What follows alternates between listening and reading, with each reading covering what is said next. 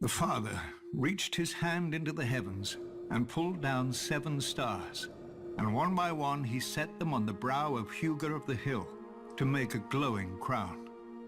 The maid brought him forth a girl as supple as willow, with eyes like deep pools, and Hugo declared that he would have her for his bride.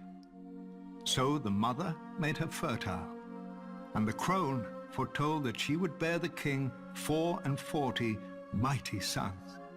The warrior gave strength to their arms, whilst the smith wrought for each a suit of iron plates.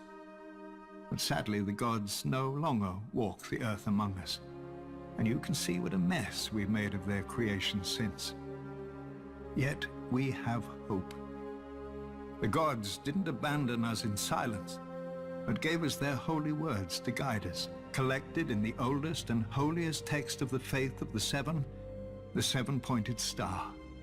Divided into 7 books for the 7 aspects of God, in it we learn of the Father's justice, the Mother's mercy, the maiden's innocence, the crone's wisdom, the warrior's strength, the smith's labor, and the stranger's peace. It is a long book.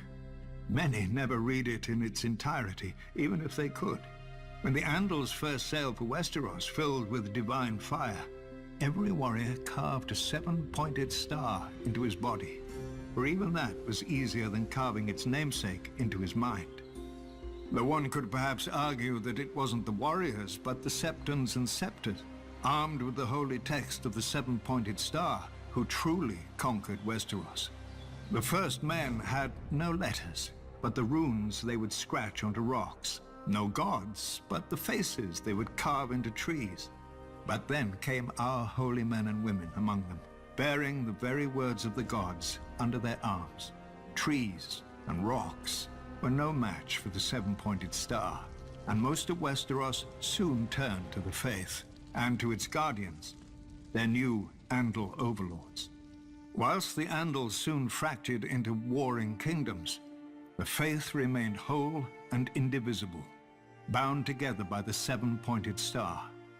When those kingdoms fell to Aegon and his dragons thousands of years later, the faith remained subject only to the 7 above and the 7-pointed star below. Or so it was supposed to be. Too often, our High Septons have lost their way, clouded by worldly wealth and power. No matter. We still have the 7-pointed star. Men's will and virtue may fail, but the words never do. As men bow to their lords and lords to their kings, so kings and queens must bow before the 7 who are one. The knees of the powerful work the same as the knees of the weak, and were given to all for the same purpose, to bend before the gods, or break in the bending.